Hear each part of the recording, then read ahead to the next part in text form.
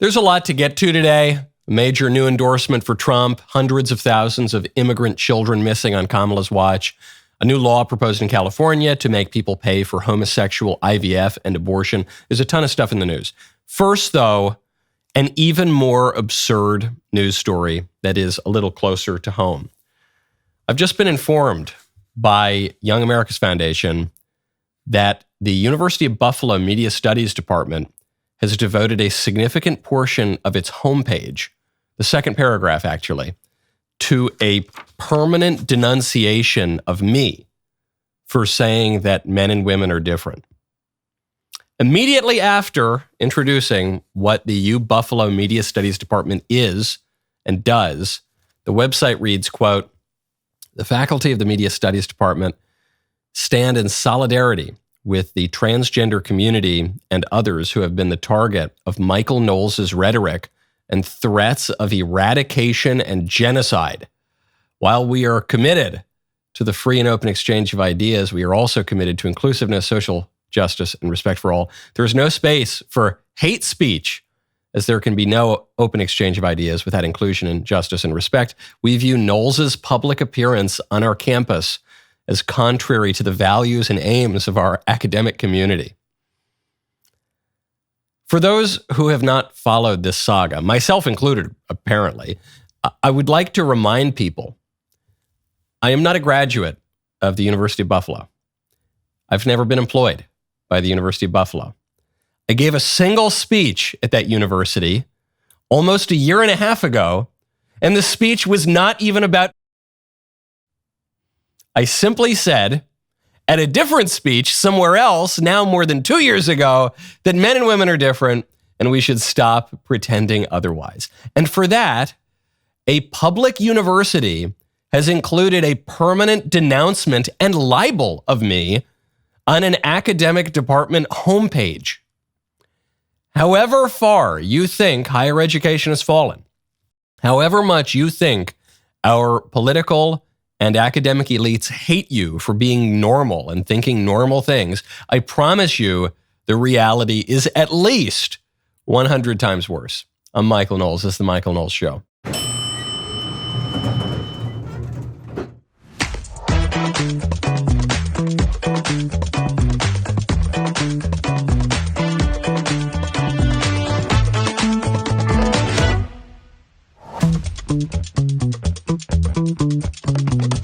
Welcome back to the show. By the way, if you want to get a little insight into what campus life is like at the University of Buffalo, we did film.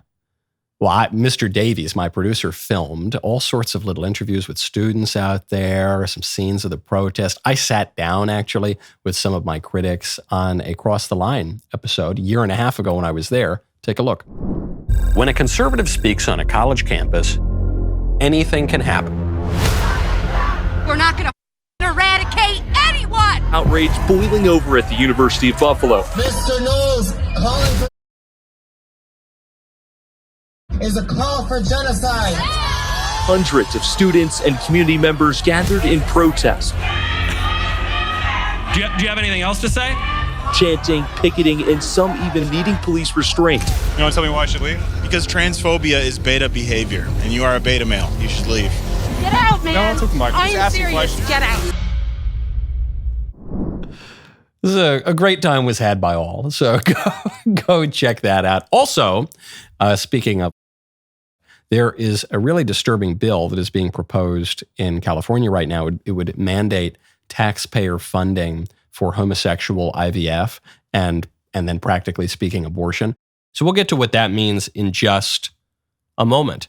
First, though, I want to get to this new endorsement of Trump. Because, we talked about the RFK endorsement of Trump. That came out just the day after the DNC. And that was a very prominent Democrat who feels that, not that he's leaving the Democrat Party, but that the Democratic Party has left him. I mean, this is a Kennedy, for goodness sakes. These guys are Democrat Party royalty. Well, just shortly after that endorsement, you have another once prominent Democrat politician, now a prominent independent politician, Tulsi Gabbard, also endorsing Trump. And closer to the brink of nuclear war than we ever have been before. This is one of the main reasons why I'm committed to doing all that I can to send President Trump back to the White House where he can once again serve us as our commander-in-chief.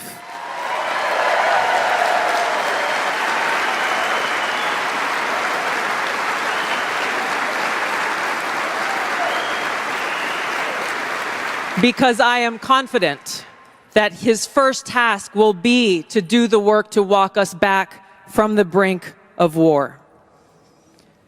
We cannot be prosperous unless we are at peace. And we can't live free as long as we have a government that is retaliating against its political opponents and undermining our civil liberties, weaponizing our very institutions against those they deem as a threat. This is a really brilliant argument. This is a really brilliant justification for a politician who's not a Republican, who's actually served in Congress as a Democrat, who ran for president as a Democrat, to endorse the Republican nominee. It's a very simple argument. She's saying, we can't be free unless we have peace. In the classical political tradition, this is the argument for government. The argument for government is that we need peace and order in order to attain man's natural ends and in order to attain man's supernatural ends, for that matter. It's a lot harder to pray when the bullets are flying off all around you. You're probably more impelled to pray when bullets are flying around you, but it's difficult to live a religious life, and it's certainly difficult to achieve man's natural ends when there's no political order, when there's no civil justice, when there's no peace. And Tulsi says, Trump is the peace president. Seems kind of crazy because he's so belligerent in his rhetoric as a reality TV star, as a tabloid fixture, but it's true. He was the peace president. This is probably the most underappreciated aspect of the Trump presidency. We had relative world peace. The world was much more peaceful under Trump than it was under Barack Obama, than it was under George W. Bush, than it was under Bill Clinton, certainly than it was under the Biden-Harris administration. And so Tulsi's argument, if you had told someone this argument before Trump was elected president in 2016, they would have laughed at you and said, you got to vote for Donald Trump because he's the world peace president. They would have laughed in your face. And yet, look, you're never going to have perfect peace in the world, in this fallen world, until the end of time. Okay, there's sin and concupiscence and death, and that's just how it works in a world where human nature is a little bit broken. But relatively, you want peace? Vote for Trump. Simple as. Now, speaking of war, President Trump honored the 13 American service members who were killed in Joe Biden's disastrous Afghanistan withdrawal 3 years ago. August 30th, 2021, Joe Biden runs the horrific Afghanistan withdrawal. It was mishandled on basically every single level. We gave the Taliban billions of dollars worth of military equipment. Over a dozen American service members were killed. President Trump just came out on that anniversary. Biden wasn't there. Harris wasn't there. I'm not sure they were invited. But Trump came out at Arlington and paid his respects. Now, Trump has tied the disastrous Afghanistan withdrawal to Kamala Harris. In remarks, he said not just Biden, but also Kamala Harris. And the Democrats, the operatives and the flacks in the media, I guess there's not much of a distinction between the two, they have said that this isn't fair. This is Trump politicizing what? Politicizing one of the biggest political events of the last 5 or 10 years, the Afghanistan withdrawal. So of course it's a political event. But they say, well, it's unfair to tie it to Kamala Harris. Joe Biden was the president. Kamala Harris was not the president. And Kamala Harris is now the nominee, but she's not responsible for the Biden-Harris administration. No, not if you believe Kamala Harris. No, Joe Biden, on multiple occasions, has imbued Kamala Harris with presidential authority. But specifically on the Afghanistan withdrawal, if you listen to Kamala Harris's own words, she acknowledges that she was the last person in the room with the president when that decision was made. Biden always said that he wants you to be the last person in the room, particularly for big decisions, just as he was for President Obama. He just made a really big decision, Afghanistan. Yes. Were you the last person in the room? Yes. And you feel comfortable? I do. Yes, I was the last person in the room. I feel comfortable. I own Biden's decision for how he's going to withdraw from Afghanistan. I'm responsible. That's what she's saying. I share responsibility for what happens as a result of that decision. And the decision ended in disaster.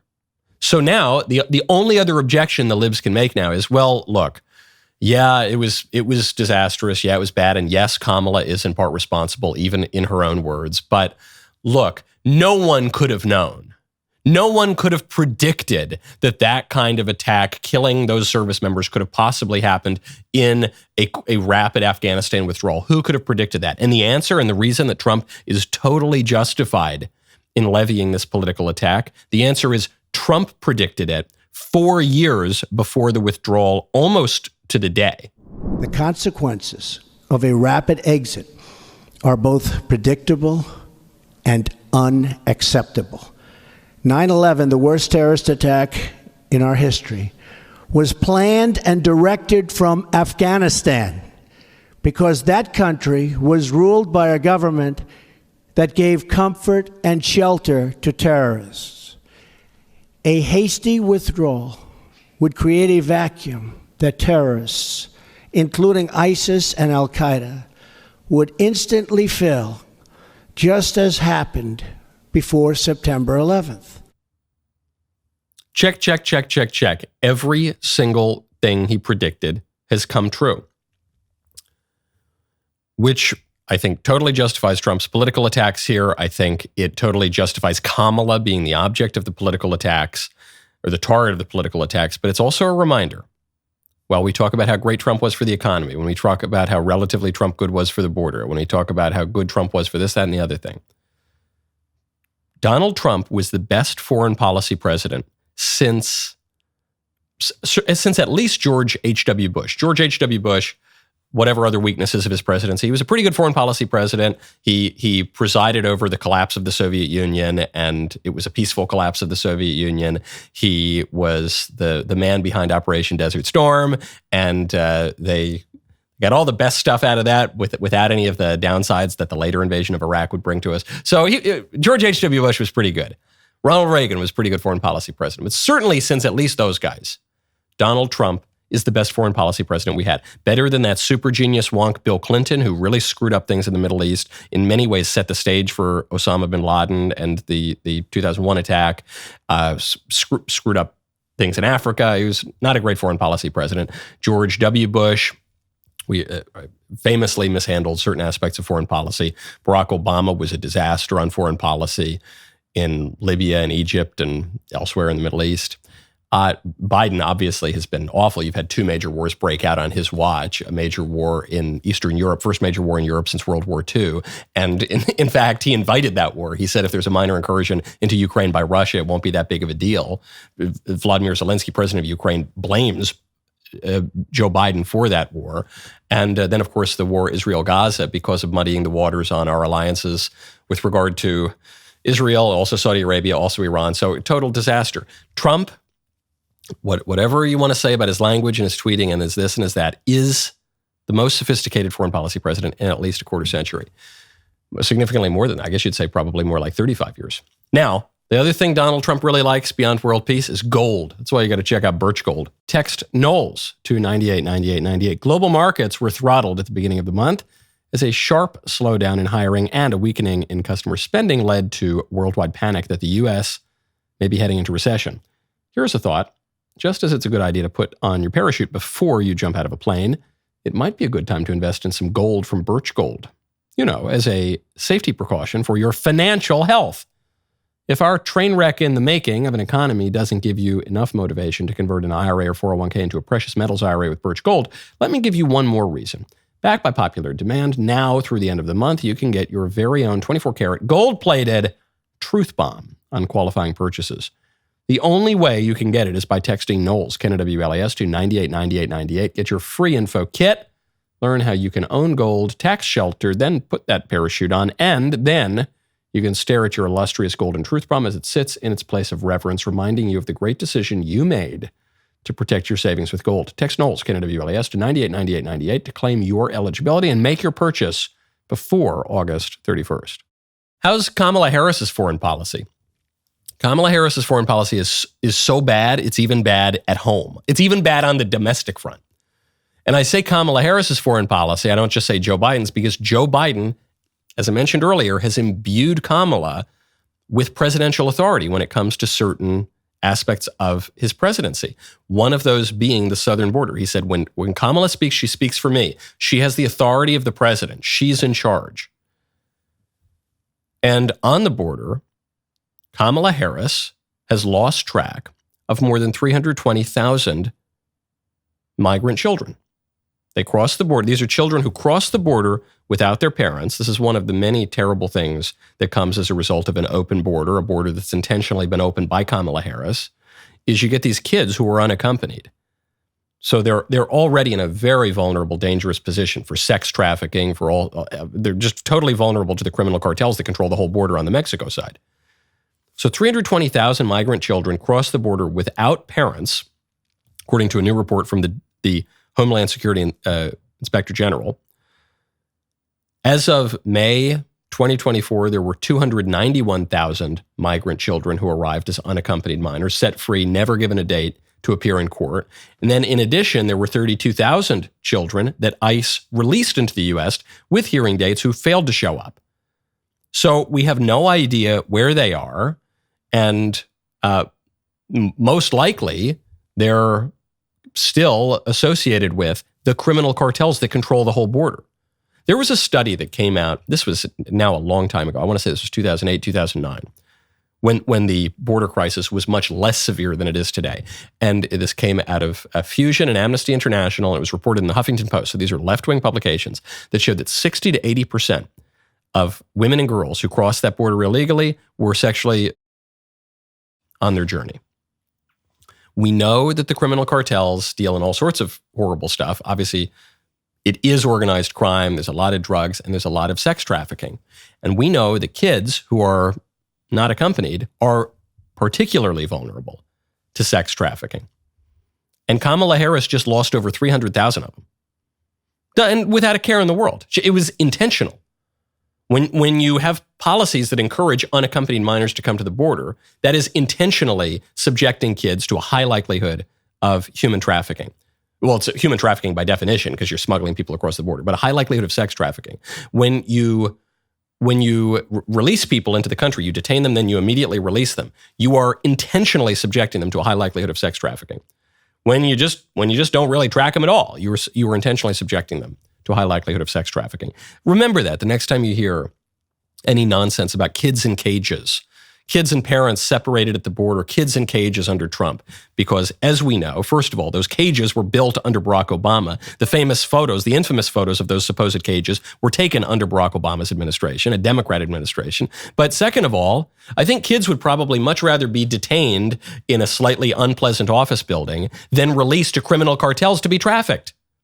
Probably, don't you think? Next time you hear about dreamers, the sweet dreamers being deported potentially under the Trump administration, I think people would probably rather be deported than enslaved by criminal cartels, especially little kids. Okay, Republicans, we see your kids in cages, and then the Democrats are going to raise sex trafficking by the cartels. 300,000, we have no idea where they are. We have some suspicion of where they are. We have a statistical high likelihood of knowing where they are, and it ain't anywhere good. Now, speaking of child abuse, there's this bill coming up in California right now, and very few people are talking about it, and you need to be talking about it. This is sick stuff coming out of the California Senate. After nearly a year in the Assembly Appropriations Committee, Senate Bill 729 has just been released by Committee Chair Assemblyman Buffy Wicks, SB 729. This bill redefines infertility for the purposes of California state law. So what does infertility mean? The traditional definition in our law of infertility is when a couple tries to conceive a child for a year unsuccessfully. Frequently doing the thing that conceives children and not using any contraception or anything like that, and you still can't have a kid. That's infertility. A lot of couples suffer from infertility. When sweet little Lisa and I were trying to conceive our first child, technically we were suffering from infertility because it took more than a year. It took 2 years, actually. Now I look at my wife across the room and she gets pregnant, but takes a little while. Okay, that's the clinical definition. What the Democrats in the California Senate want to do now is redefine infertility to include individuals who are unable to conceive, not because of any malfunctioning of their reproductive systems, but because they are by nature unable to conceive, by definition unable to conceive, because they are single individuals. A man or a woman who doesn't have a husband or a wife or a husband, respectively, just a single individual says, well, I want to have a kid and I'm not able to have a kid because I'm a single individual and I'm not doing the thing that conceives kid. I'm infertile. Or two dudes or two chicks. A homosexual couple says, well, we're infertile. We're trying to conceive, but it's not working. I don't know. I guess we didn't take 7th grade biology, so it's not working. So now technically we're infertile, according to this new definition. Here is Caroline Menjivar. She's a Democrat state senator in California, explaining why it's so important to redefine infertility in California state law.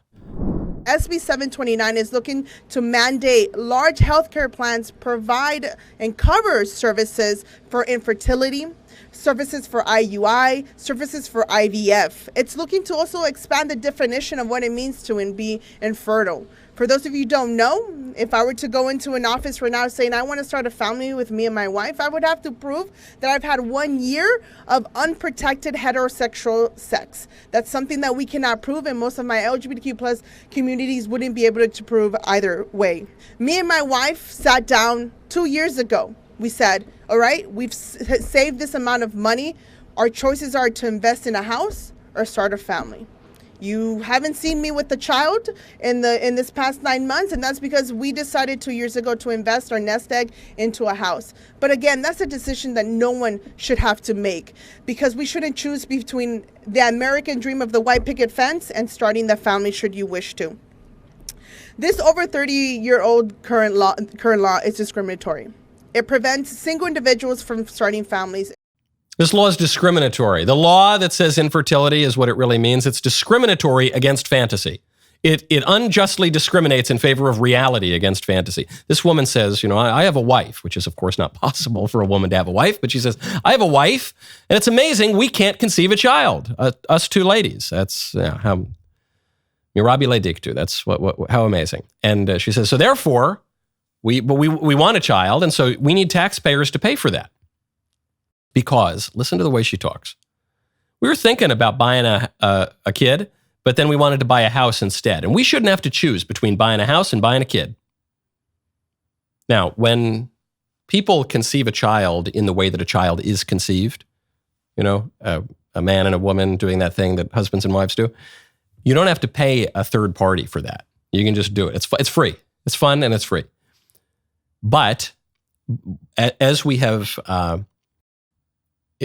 enacted fantasy, as we have codified fantasy into our law, now all of a sudden reality doesn't work that way. Two ladies and two men can't make a child of themselves. So now you need a third party, and you need to create the baby store, and you need to go rent eggs from someone else and purchase sperm from another guy, and then have a third party, and it's the commodification of human life.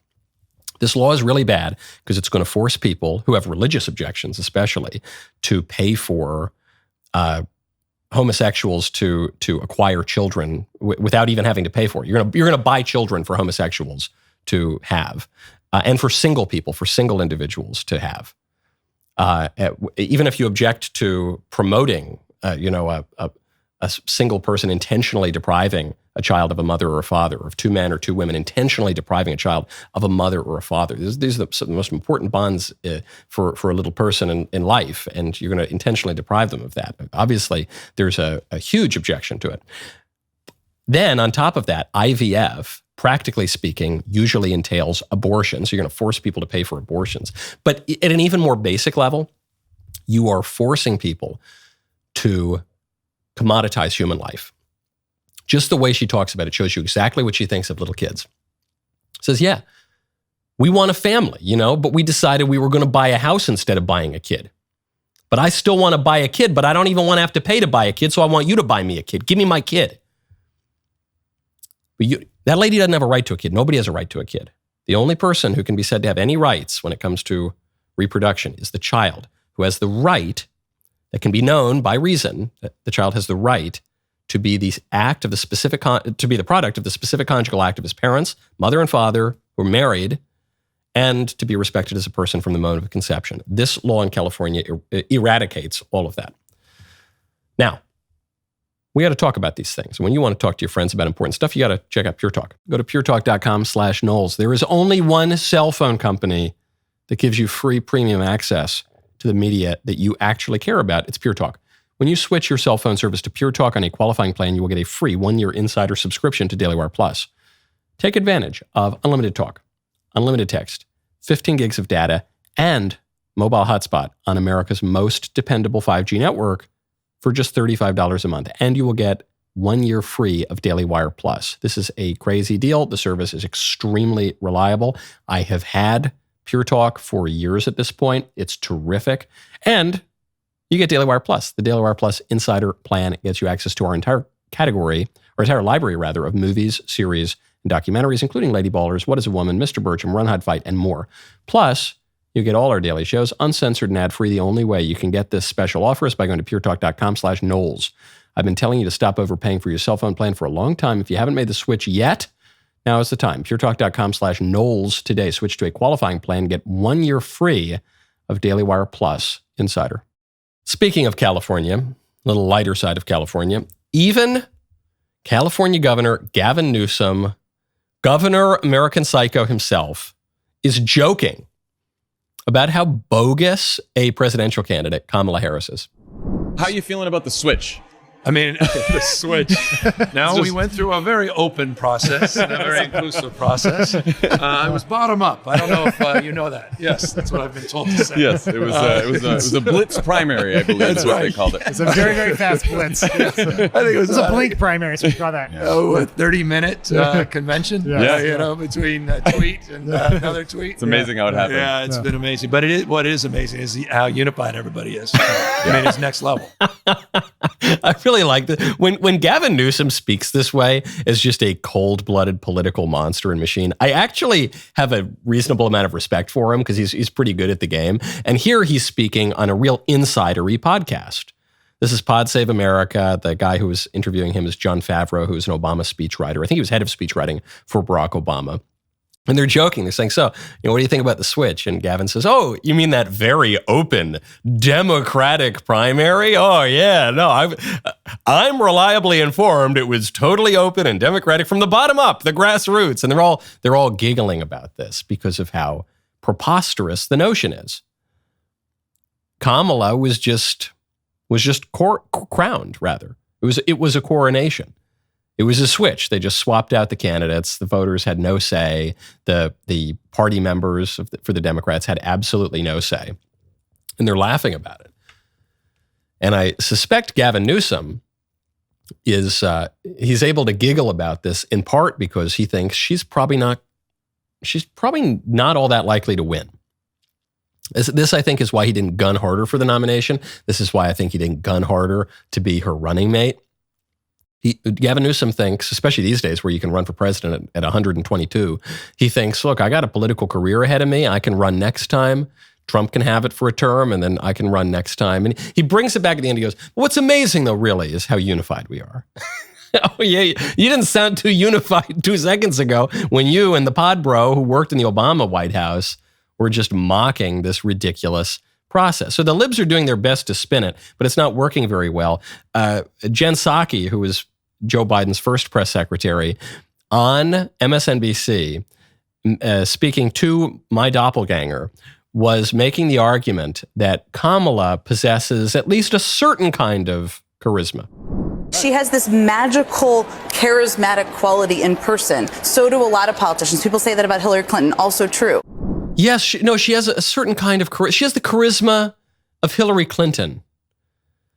She has the physical fitness of a Samoan wrestler. She has the fair skin of Malcolm X. She has the charisma of Hillary Clinton. I'm not familiar with the charisma of Hillary Clinton.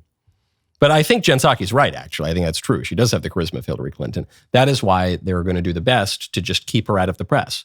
This is why she hasn't done it. She's supposed to do an interview this week. We'll see if it happens. She hasn't really done any interviews with the media yet. She hasn't done any real press conferences. She hasn't done a debate yet. She's agreed to one debate with Trump. Trump proposed multiple debates. She's agreed to only one on the one network that is going to be most favorable to her. So the Democrat strategy at this point is just keep Kamala out of the news. Even with that debate I just mentioned, Kamala is apparently trying to change the rules for the debate. This was reported in Politico yesterday. Is this thing on? Harris and Trump battle over hot mics at the debate. So there's a September 10th debate that's on ABC News. This was a debate agreed to between Trump and Biden. Remember, there were two debates, Trump and Biden. They agreed to one debate on CNN back in June and then one debate on ABC in September. And Trump won the debate in June so hard, he won it so decisively that Joe Biden is no longer the nominee. That's how badly he lost. So they agreed to certain rules, and they even agreed to these networks, which are left-wing networks. And so now Kamala came out and she said, okay, well, we need to stick to that agreement, Mr. Trump. And Trump said, hold on, wait a second. I didn't agree to debate you. I agreed to debate Biden. And then I won so decisively that there was a palace coup and you became the nominee. So what are you talking about? No, you need to stick to the rules, Donald. We agreed. You, the Democrats broadly, we all agreed. And so Trump says, okay, fine. You know what? Fine, whatever. I will honor even though I made the terms with Joe Biden and then you guys swapped out the nominee. Okay, fine. I'll accept the terms. And then Kamala comes back and says, okay, and also we need to change the terms. Wait, what? Hold on. You just asked me, implausibly, you asked me to honor this agreement that I made with someone else, with you. Okay, fine, I'll do that. But now you're trying to change the terms. She wants the microphones to be on the whole time. Presumably so that she can interrupt Trump or try to off-foot him, because she's now concluded that that will help her. So she insists on keeping the rules as they are for the purpose of doing a debate on ABC News, where one of Kamala's best friends is helping to run the network, and where George Stephanopoulos, who was the chief propagandist for the Democratic Party in the White House, is the political anchor. ABC News, which is as left as any outlet. She wants the rules for the purpose of doing the debate, but she wants to change the rules for the purpose of allowing her to interrupt Trump. What's Trump say about that? Trump posted on Truth Social, he said, I watched ABC Fake News this morning, both lightweight reporter Jonathan Karl's he spells Jonathan Karl, C-A-R-L, like the first name Karl, like Carl's Jr. cheeseburgers. But then he puts afterward in parentheses, K, ? Like, the Trump style of tweeting is so funny because it seems gratuitous. It seems bizarre. There's random capitalization. The punctuation is somewhat dubious, but it's obviously all by design because it gets you to talk about it, gets you to focus in on it. It's a kind of poetic diction. Donald Trump is the E.E. Cummings of politicians, I think. Anyway, I digress. Jonathan Karl's ridiculous and biased interview of Tom Cotton, who is fantastic, and their so-called panel of Trump haters. And I ask, why would I do the debate against Kamala Harris on that network? Will panelist Donna Brazile give the questions to the Marxist candidate like she did for crooked Hillary Clinton? That's true. Donna Brazile did cheat for Hillary Clinton against Bernie Sanders in 2016. Will Kamala's best friend who heads up ABC do likewise? Where is little George Slopadopoulos hanging now?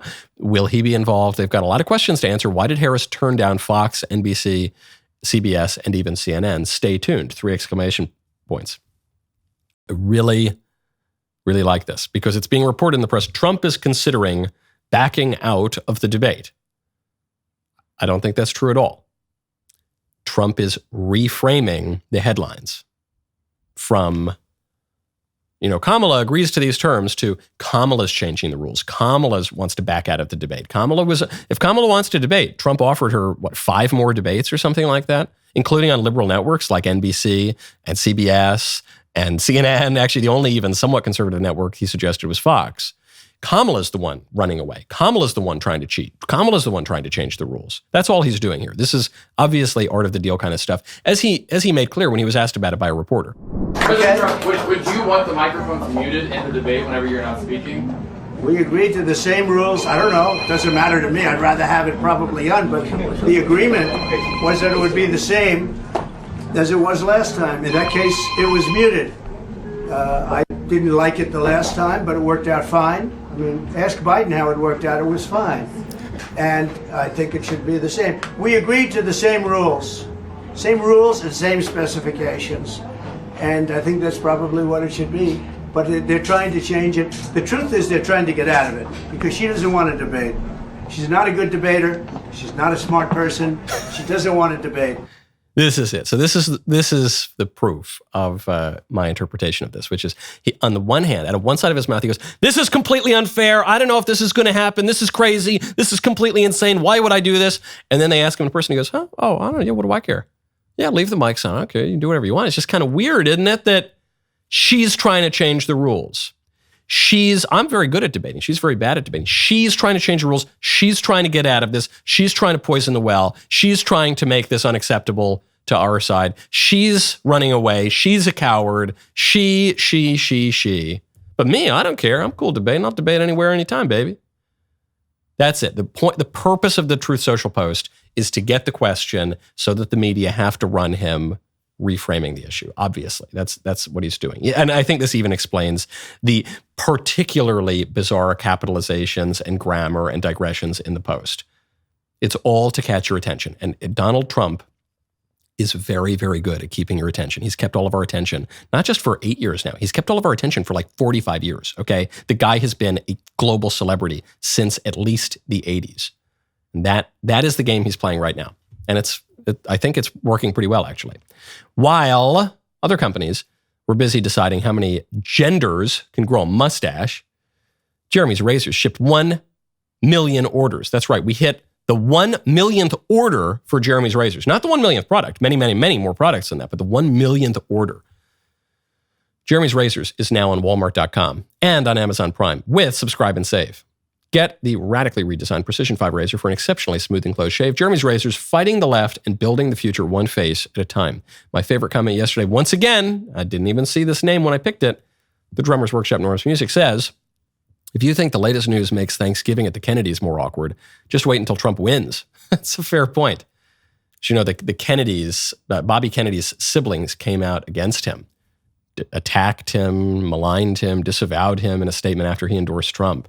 You can't wait. After Trump wins, then you'll have Thanksgiving. And then forget about some statement denouncing someone. Bobby Kennedy can just turn to his family and say, "You're all under arrest."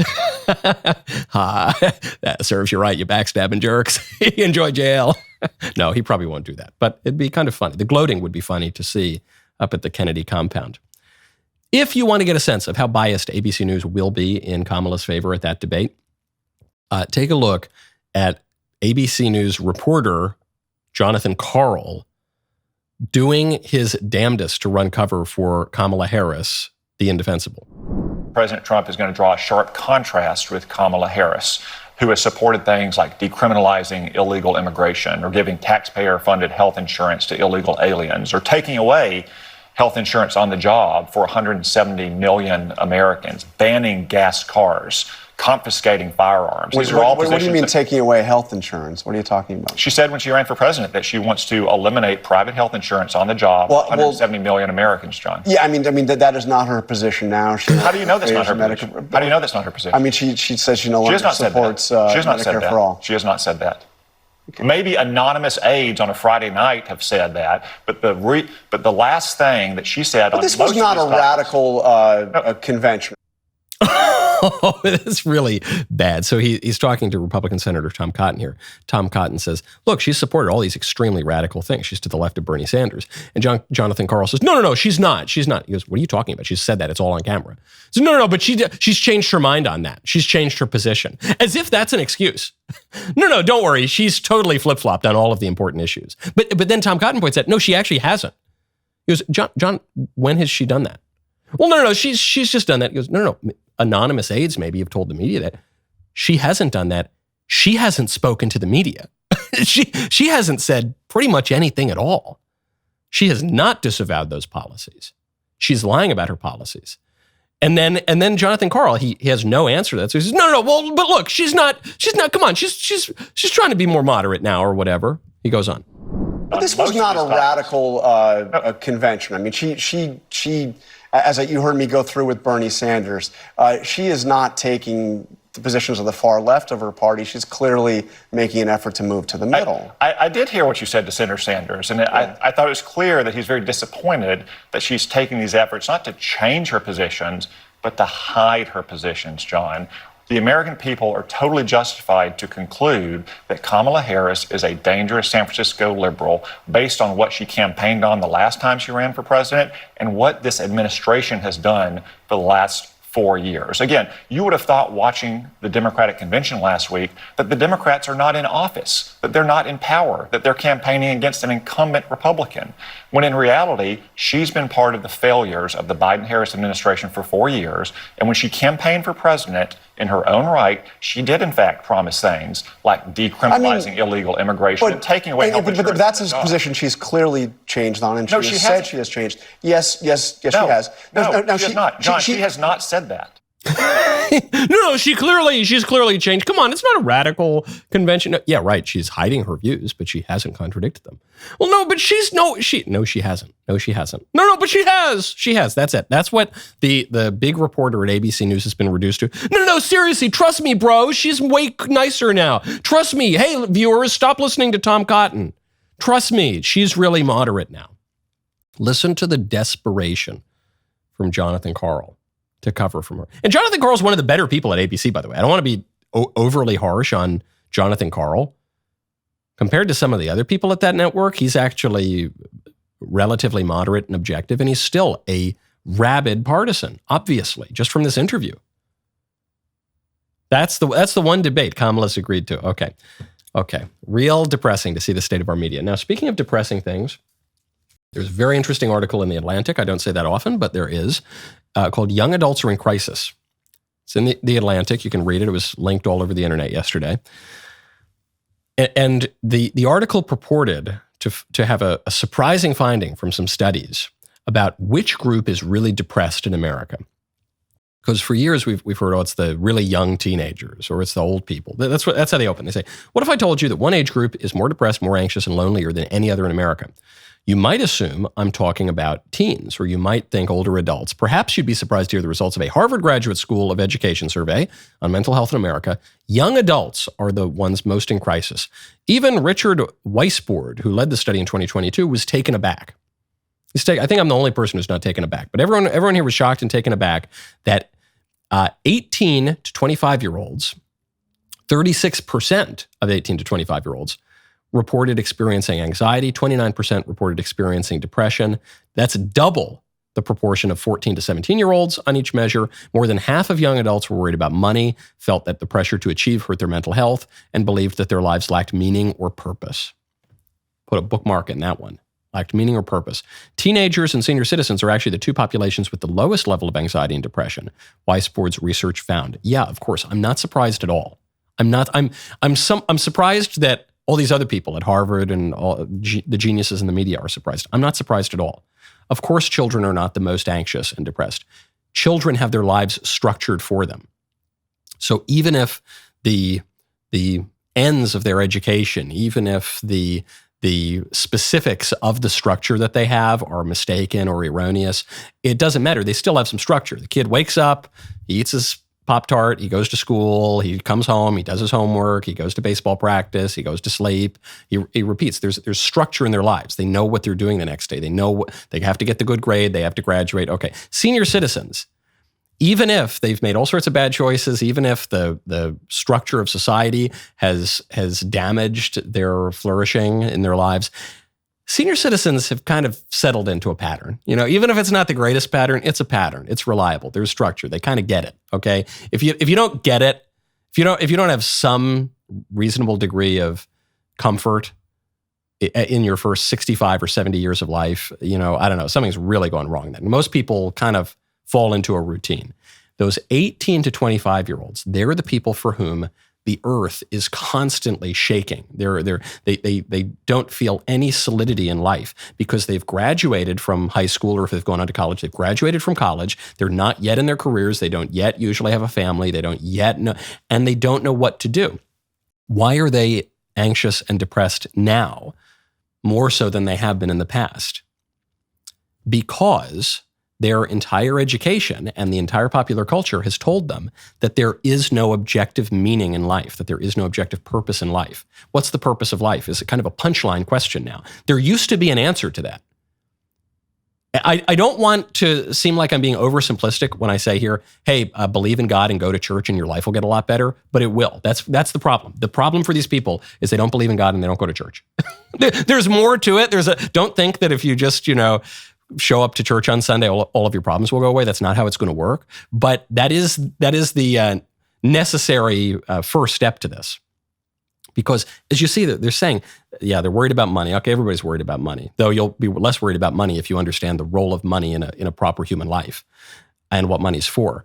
They feel a pressure to achieve. Okay, but if understanding what achievement even means in light of eternity, not just in our natural life, is certainly going to help you on that front, but also meaning and purpose. These kids have been told, and now adults believe it too, because this has been going on for generations, have been told that there is objectively no meaning to life, that we're all just, life is a tale told by an idiot full of sound and fury signifying nothing. We've been told that there's no purpose to life. We make our own purpose, man, but you can't actually make your own purpose. That's not, either we have a purpose, either there is a natural end for a human being, or we're all just deluding ourselves. And some people are better at deluding themselves than others. But and so a lot of people have concluded, no, there really is no objective purpose, and I don't want to delude myself. So is it any wonder they're depressed? And it doesn't affect kids because kids have structure, and it doesn't affect really older people because they have structure. It's the 18 to 25-year-olds who are trying to figure everything out. They're the ones who are most ill-served by this garbage education, maleducation that they're receiving that is misshaping them, their minds and their spirits, and their bodies sometimes too, and is also just wrong. It just isn't true, because there is purpose to life. There is such a thing as God. There is such a thing as a moral order. There is such a thing as eternity. We can know these things through reason. We can know a lot more about it through revelation, but we can know them through reason. And an education system that ignores that or outright denies that is going to leave people real anxious and depressed. This is not brain surgery, guys. This is not rocket science. Okay? The only people that this should shock are the erroneous self-styled geniuses at Harvard who don't seem to know anything. It's Tee-hee-hee Tuesday. On that happy note, it's Tee-hee-hee Tuesday. The rest of the show continues now. You don't want to miss it. Become a member. Use code Knowles, KNWLES, at checkout for 2 months free on all annual plans.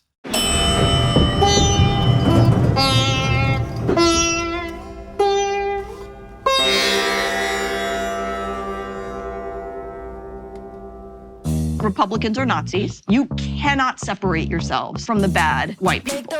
Growing up, I never thought much about race. It never really seemed to matter that much, at least not to me. Am I racist? I would really appreciate it if you left. I'm trying to learn. I'm on this journey. If I'm going to sort this out, I need to go deeper undercover. They gonna say I'm racist. Joining us now is Matt, certified DEI expert. Here's my certification. And what you're doing is you're stretching out of your whiteness. Listen more for you in this field. Is America inherently racist? The word inherent is challenging there. I want to rename the George Washington Monument to the George Floyd Monument. America is racist to its bones. So inherently. Yeah, this country is a piece of white folks, white trash, white supremacy, white woman, white boy. Is there a black person around? There's a black person right here. Does he not exist? They gonna say I'm racist. Hi, Robin. Hi, what's your name? I'm Matt. I just had to ask who you are because you have to be careful. Never be too careful. They gonna say you racist. Buy your tickets now. In theaters September 13th. Rated PG-13.